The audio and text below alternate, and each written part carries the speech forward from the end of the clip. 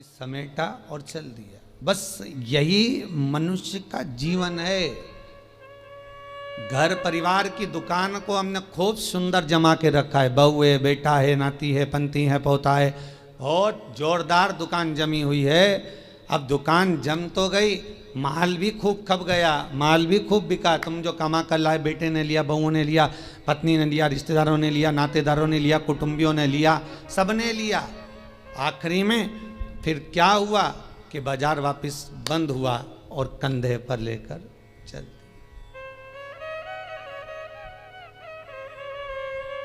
फिर निवेदन करूंगा, तुम दुकान पर बैठकर व्यापार में, व्यवसाय में, नौकरी में, तुम दुकान में जितना बैठकर कमा रहे हो उसका भोग तुम्हारी पत्नी, तुम्हारे बच्चे, बहुएं, पोता पोती, रिश्तेदार, कुटुंबी सब भोगेंगे।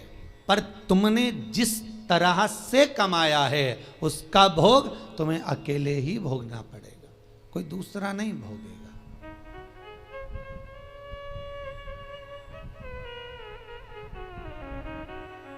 जीवन में कुछ कर्म ऐसा करते हुए चलो।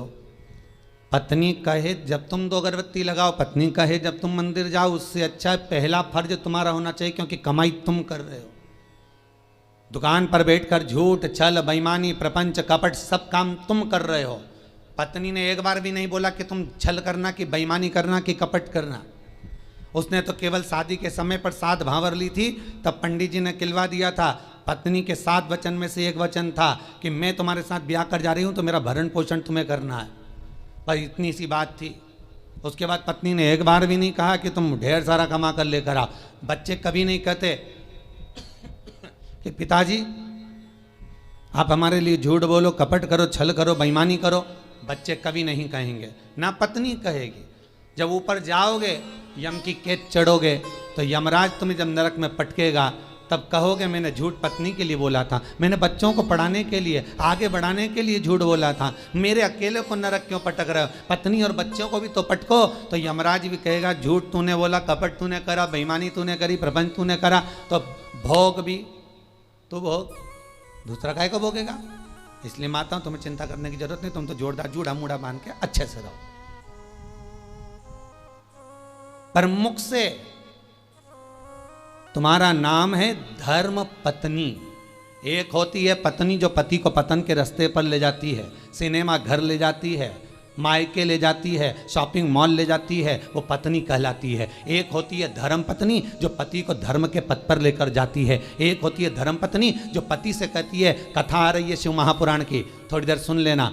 अरे तो मैं दुकान पे नहीं बैठूं, दुकान पे टीवी लगवा लो, दुकान पर मोबाइल रख के सुनो। अरे नेट का खर्चा कौन, सीवर वाला महाराज देगा?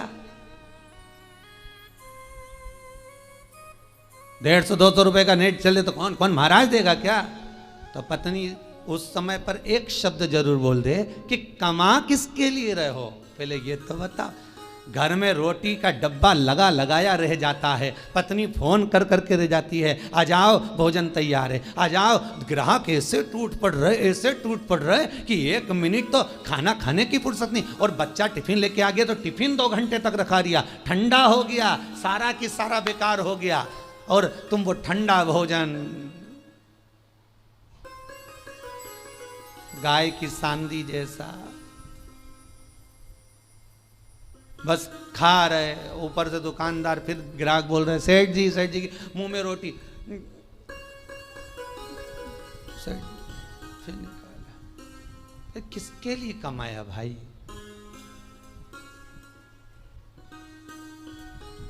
ना राम नाम लीनो तूने भरी जवानी में, तो डूब के मर जा रे चुल्लू भर पानी में। पर समझने वाली बात तो यह है कि इतना बड़ा मनुष्य चुल्लू भर पानी में डूबे कैसे?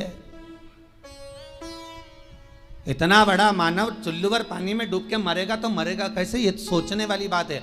तो उसमें भी शास्त्र में वर्णन किया, जो मनुष्य भगवान का भजन नहीं करता, जो मनुष्य भगवत स्मरण नहीं करता, जो मनुष्य भगवत कीर्तन नहीं करता, जो मनुष्य कभी स्मरण नहीं करता, वो कीड़े की तरह जन्म लेता है और कीड़ा चुल्लू भर पानी में डूबकर मर सकता। धर्म पत्नी का फर्ज है पति अगर कमा कर तुम्हें ला कर देता है तो तुम्हें चाहिए कि पति से कहो चलो दान करिए, चलो पुण्य करिए, चलो कथा सुनिए, संकीर्तन करिए। ये धर्म पत्नी का फर्ज है।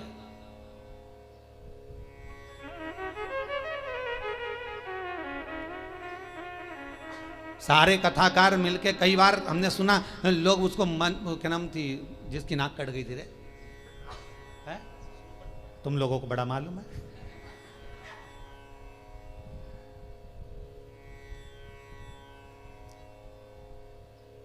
मतलब इतनी फेमस है वो, है? तुम्हें भी मालूम था? कड़ेल जी मालूम था? हाँ, बड़ी फेमस है वो भाई। होना भी चाहिए उसको फेमस, क्यों नहीं होना चाहिए? उसके बराबर दुनिया में कोई भक्त नहीं होगा भगवान का उसके जैसा। आप में से कितने लोग हैं जो भगवान के सामने जाकर कह दे मैं तुमसे शादी करूंगी? जितने लोग यूट्यूब पर कथा सुन रहे, टीवी पर सुन रहे, ईमानदारी से बोल देना किसी ने जाकर भगवान के मंदिर में जाकर कहा हो हे भगवान मैं तुम्हारे साथ शादी करूंगी। तुम तो इंसान हो, वो राक्षसी थी शूर्पणखा जो भगवान के सामने सीधा प्रस्ताव लेकर पहुंच गई कि तुम सम पुरुष न मो सम नारी, इसलिए मैं तुमसे विवाह करना चाहती हूँ। भगवान इतने खुश हो गए कि जिंदगी में कहीं की तो मिली जिसने कहा कि तुम्हारे जैसा पुरुष नहीं होगा, मेरे जैसी नारी नहीं होगी। दुनिया समझे तब तो।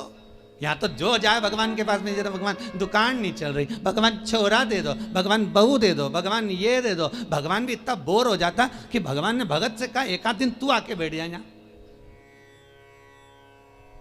एक बार आके बैठ जा। होता है, एक भगत भगवान के पास पहुंच गया, भगवान सबसे ज्यादा अच्छी जिंदगी तो तुम्हारी है। भगवान ने कहा हमारी काहे की जिंदगी अच्छी, और क्या, बढ़िया चांदी की थाली में पकवान आ रहे, लोग पंखा झेल रहे, एसी का रूम तुम्हारा, सारे मंदिरों देखे क्या ठाट के बने